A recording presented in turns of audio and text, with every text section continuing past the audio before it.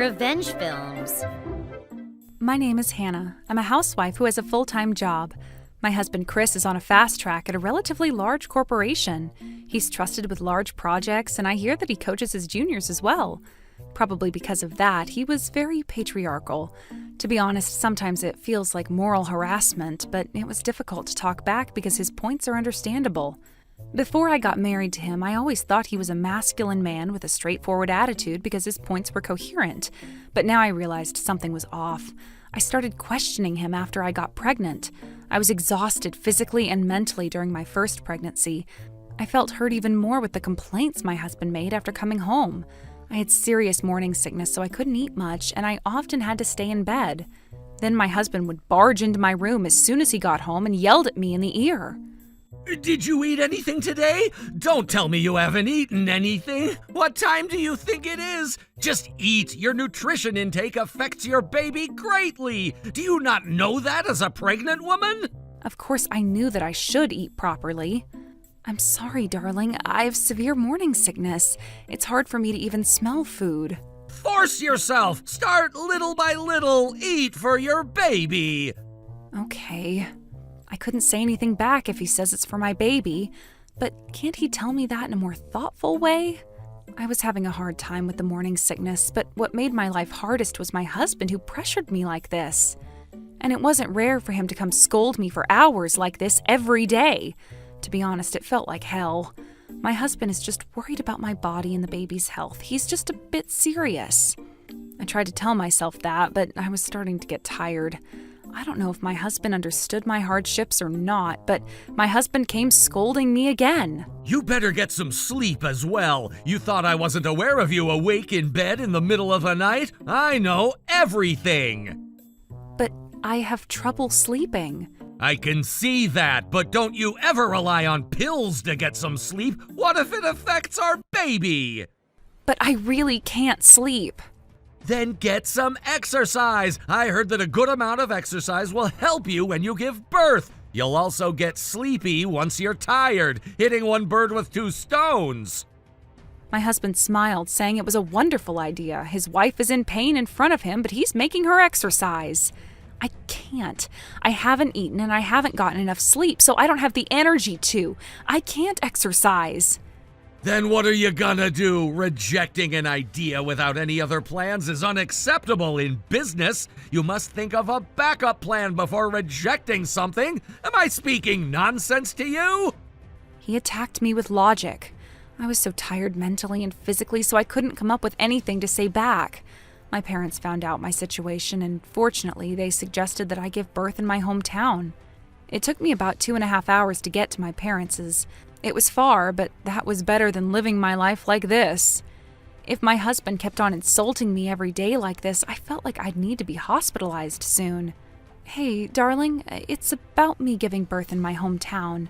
My husband looked upset. We're a family. We should work hard together as a family and solve problems within the household.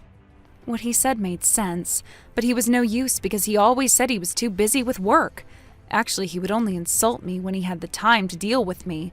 My husband spoke as if to persuade me. Do you know how old you are now? You're already 30. It's been 10 years since you became a full-grown adult. Are you still trying to depend on your parents? How embarrassing can you be? You're about to become a mother. Aren't you ashamed of yourself having to still depend on your parents? But I feel like I'd have to be hospitalized if this keeps going. Life is so hard for me right now. If I'm home, I can rely on my parents. My husband made a shocked expression hearing that I might be hospitalized. My husband was very aware of how others thought of him. I bet he's worried it would affect his promotion. And he finally agreed to me going back home. Despite the situation, thanks to my parents' help, I was able to give birth to a healthy baby. It was time for me to leave my parents', where I spent a month before giving birth. It was depressing to ride in my husband's car when he came to pick me up. I had to be in the car for 2 hours with my husband. My husband kept on looking down on me in the car. It looks like you were able to give birth to a healthy baby. You look nice and healthy as well. It's all thanks to me who allowed you to give birth back home. But you disagreed first. I just pointed out how you lacked common sense for trying to depend on your parents so easily. By the way, you gave birth to a boy, so we're gonna make him take baseball classes. Huh? Baseball would allow him to train his body and mind as well as learn about teamwork. I heard that it would help him become a mentally and physically healthy man. It said so in the book about bringing up children. It also said emotional education was vital, so maybe we can also have him take piano lessons. Wait a minute, let's give him a choice. What are you saying? Bringing up a child is all about how you make him a decent adult. Letting him do whatever he wants? Are you trying to bring up Tarzan? His insults continued until we arrived at a rest area. I bet he was stressed out after I went back to my hometown because he had no one he could lash out his stress to. Once we arrived at the rest area, I got off the car saying I wanted to check on his diaper. He didn't pay much attention, looking at his phone, probably texting someone using social media. It was a national day off, so there were quite a lot of people there. On my way back to the car after doing what I had to, a woman in her 20s suddenly approached me. She was beautiful. "What a cute baby!" When I turned to her in surprise, she smiled gently. "Oh, I'm sorry. Did I surprise you?" "Oh, no. How can I help you?" I was afraid of this suspicious woman, so I hugged my baby tightly. Then my baby started crying. My husband rushed to me hearing him cry. Hey, how long are you gonna make me wait? Then he saw the woman next to me. At that moment, his face went pale. The woman casually spoke to my husband. "Your wife and baby are so cute. What a coincidence to run into you here." Oh. You said you were at a rest area on social media, but you were here too? It was my first time seeing my husband be so pale. Who would have imagined seeing him like this on the way home from my hometown? "You're the wife Chris has been talking about, right?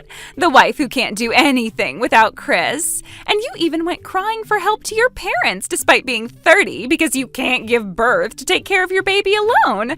Why did you go back to someone like her after dumping me?" With her words, I instantly figured out what was happening. "You were cheating on me, huh?" I was lonely when you were pregnant. We just had a few. I told her we won't see each other again once you gave birth, so I'm not at fault. You scold me all the time, looking down on me. You act like you're justice if words were human. But turns out you were cheating on your pregnant wife? You liar! You bastard! My baby was crying and things were getting out of hand. I got a divorce with my husband. I asked for $30,000 from each of them as compensation money. When we were having discussions about our divorce, I realized that he was just bossy at home and timid outside. He would be able to act almighty towards his wife and child who had a weaker position than him, but he could do nothing against someone stronger. Seeing him beg in tears not to make him pay money, I spat out that I never knew he was so embarrassing. It was the most miraculous and most awful coincidence. For both me and my ex-husband, it might have been like a day of hell, but now I'm very thankful. If we didn't run into the coincidence, I would have still been married to that bastard. It seems like he was acting as if he was justice at work as well, but with this incident, people quickly found out his true personality, and he lost his attraction. He's no longer on the fast track, and he was forced to resign from the position of the project leader. How was today's video? If you enjoyed it, please subscribe, like, and leave a comment. Stay tuned for more.